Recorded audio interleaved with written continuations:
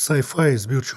The film is decently made and looks fine, but its biggest problem is the artificial USI-tier scripted writing. There's so many different kinds of dump here. They have a 1 in a million plan, so not only that 1 in a million plan works, we will even refuse to be constantly increasing our odds. We will lose a quarter of population, and that's why out of 8 milliards people, we ever only considered 6 candidates total, and are sending only half of that, instead of having hundreds of people on the ready pulled from every spacefaring country, on top of having all the time to create more and more replacements, just in case. Like, it never gives even a remotely plausible explanation why it's only 3 people on only 1 rocket. Well, great job. 2 of them are dead before we even started, so good luck. Why it's only 1 rocket and they are not making more? Well, they still can. They openly said the rocket is not a problem. Well, 2 mil of CO2 is not a problem either. So because they are idiots, they've lost focus months due to an idiotic mistake. Their solution? Put a vengeful dude who feels betrayed into space. So if when he wakes up, he goes on the next rampage out of spite. While Honor would want to save you after you've killed him. And how he knows literally everything.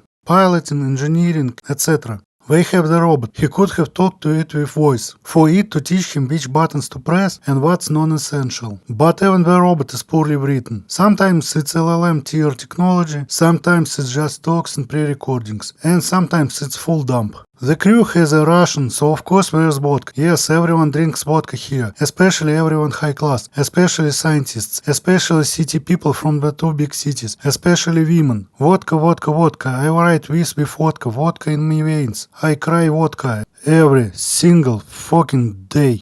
I understand that the protagonist is a lamer who can't read an unfamiliar word. Ilyukna? But the officials, Yao, Ilyukna, and Dubois. and with Ilyukhina being right there, should have never let that slip. If the actor was not blackface, even the actor would have never let it slip. Them being this wrong. Ilyukna is not even in ballpark of Ilyukhina. What was the budget of this film, and how much does the text-to-speech in the Google Translate cost? Илюхина, Илюхина, Илюхина, Илюхина, Илюхина. The threat is poorly explained too. It's unclear what these things do, and how they can survive the temperature. The film doesn't say it, but the fan explanation that makes sense is that they are not eating the sun. They just fly around it like a cloud obscuring it. So they open the film with him killing the cell. They didn't explain how doing that to them is a bad plan, or at least not a temporary stopgap, slowing down the process, buying time. How they handle something that stores the energy of the sun and can blow up any second is not explained either. The whole Argon thing is forgotten extremely fast. What the hell is with the alien's personality? First they made it human, then they made it a dumb human like orcs. There's so many dumb decisions and so much artificial fake scripted danger. Consider the following. Make ship controls accessible. Instead, we've built dramatic fake lighting system into the ship, which creates dramatic lighting in dramatic scenes. And the final part of the plan is to send the probes with the results back. Probes hit a random asteroid on the way back. The end. Earth kaput. So I watched the IMAX version. And we make transitions less bad than usual between the aspects. But, like, why? If it's IMAX, make it entirely IMAX. If you don't want to shit, stop torturing your asshole. The cinema system was always a scam. The only reason cinemas are in 2.39 or 2.41 or 4:1 or every other aspect ratio of Goat Vision was to scam people, just to say to Yankee dolls, see, it's wider than your screen at home, when it never is. It's not wider, it's shorter. We do not make 2.41 movies with 4:3 being the main focus and the rest expanding the horizons, like big FOV does in good games. No, the movie makers still want to focus the entire frame on the characters.